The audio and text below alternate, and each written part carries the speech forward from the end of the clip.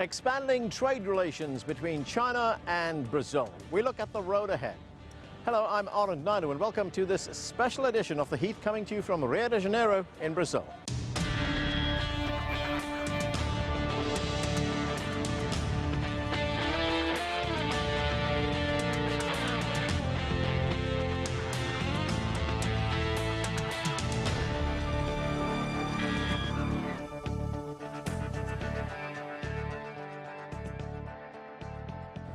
We're coming to you from the Museum of Tomorrow here in Rio de Janeiro, an appropriate place to talk about the future of the relationship between these two countries. My first guest is Ambassador Luiz Castro Neves, former Brazilian ambassador to China and currently Vice President of SEBRI, a Brazilian think tank.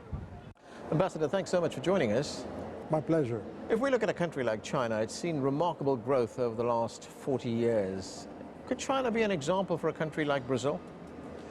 I think so. I think China is a big country with a big population, of the most populous countries in the world. Brazil is not as populous as China, certainly, but it is a big country. It is a country whose territories are about 90% of the Chinese territory, with a population of 210 million people. So I think a number of solutions that they have found there to promote their economic development and social development also, with the inclusion of large fractions of the Chinese population, could set a good example for Brazil in certain areas. You were ambassador in China from 2004 to 2008. Yes. That was a period when the trade relationship between China and Brazil started growing, and it's seen remarkable growth in trade volume over the last few decades. How do you see the relationship evolve now? Well, I think the relationship is proceeding very well, I think. Perhaps on our side we might have a more strategic, a more long-term approach. We in the West, and Brazil in particular, are very much more concerned with the short term, with problems that of today, of tomorrow, or the day after tomorrow perhaps. And my experience in China is that they are concerned with the next decade, with the next century, and perhaps this long-term approach might be interesting as far as we are concerned. That's right. We know that when China plans, especially for its economy, it talks in terms of 10-year plans and 20-year plans, even up to 50-year plans, and that is something you want Brazil to emulate. That's right. I think that would be a good idea, a good challenge to be faced for, as far as we are concerned. You wrote an article earlier this year. It was published in Brazilian newspapers saying that China knows what it wants from Brazil, but Brazil still doesn't know what it wants from China. Explain that to us. Well, that has to do precisely with the problem of a long-term approach or a short-term approach.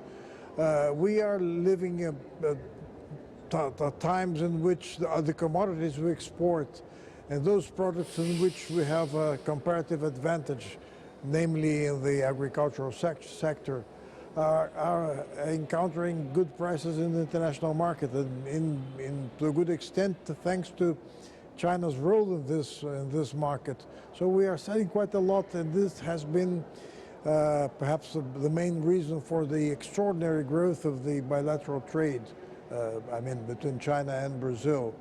But perhaps we might try to see what is happening in China. We must study more China, the transformations that are occurring there. They are switching from an export-led economy to one which is more geared to the internal market and to the increased consumption. This perhaps opens new windows of opportunities for us, for our exports to China, for our partnership with China, and perhaps we might have a more strategic approach in our relationship. That's right. China's moving from a manufacturing center to more of a consumer economy, more of a service economy. Both countries are members of the BRICS group. How important is that? Well, the BRICS group, countries, some developing countries such as Brazil and India, others I would say that they do not fit very well in the category of developing countries, although China proclaims herself as being a developing country, and Russia. and South Africa, of course. I think it's a good space for us to find our identity and how we are perceived in the rest of the world. The BRICS countries are important countries by themselves. The BRICS is not a sort of a multilateral forum in which we take collective decisions, but is a place in which we exchange our experiences and try to find what could be applicable in our own countries, what happened in other countries, in other BRIC countries. Before President Jair Bolsonaro, that's the president of Brazil, before he came to office, he was very critical of China. But his tone seems to have changed right now. Well, apparently, yes, of course. Foreign relations and international relations are much more linked to national interests, which tend to have a more extended validity throughout history. And therefore, one should separate what is a short-term campaign-like proclamation of what are the real and permanent interests of a country in our relationship. And the other question is that international relations tend to be, to a certain extent, ideological, non-ideological. I mean, there may be some affinities, political affinities, but that happens between parties, between political parties, between politicians. But the overall interests of a country, of a nation, tend to be more permanent in this respect. Looking at Brazilian perceptions of China, Brazil is not a member of the Chinese project known as the Belt and Road. How do you see that evolve? Do you think at some time Brazil will become a member of that? It may evolve towards that direction. I think, as a matter of fact, we Brazilians in general know very little about China. And one of the notes that in the Brazil-China Business Council, which I preside, is that we should study more China, to not only to identify more opportunities for us Brazilians in China, but also to find out what we can do together. And in this respect, the Belt and Road Initiative is an interesting initiative. I would call it a sort of a Chinese Marshall Plan of today. And we should try to know it better and to see how could it affect us as a member or as a non-member of this initiative. But I think we should study it in more depth. You know, Brazil occupies an important place in the world right now. It's the biggest economy in Latin America. When you look at the relationship between Brazil and the United States and Brazil and China, can Brazil have a good relationship with both countries? Certainly it can. I think we have a number of affinities with the U.S., a certain similar history to a certain extent, and certainly the United States of America and Brazil are good partners. We are the two most important countries in the Western Hemisphere, taking into consideration the tremendous asymmetries of development and power between Brazil and the U.S. But I think we also have a number of affinities with China, which explains the extraordinary growth of our bilateral relationship, taking into consideration the fact that China is the remotest country as far as the geographical distance are concerned.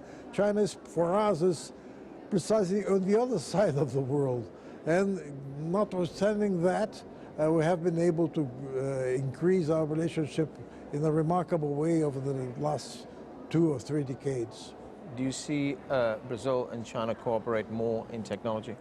Well, I hope it will cooperate more in technology. I think that the role of technology in the new world, and mainly in the new world economy, has been increasing quite a lot. It's perhaps the most important issue that we'll see in this first half of the 21st century. We are living more and more in a globalized world in which processes of production have become international, in which, for instance, protectionism, which is a tool frequently used by governments, but protectionism has already ceased to be an instrument of protection, given the fact that the process of production are international, that we are living in a globalized world. And in this context, I think that the issues of technology and services will play an ever-growing and more important role in the world of tomorrow. Ambassador, thank you so much for joining us. My pleasure. Thank you, sir. Thank you. Next, we talk to Dr. Chen Taota, Director of the China Latin America Center for Management Studies at Tsinghua University in China. You're watching a special edition of The Heat, coming to you from Rio de Janeiro in Brazil.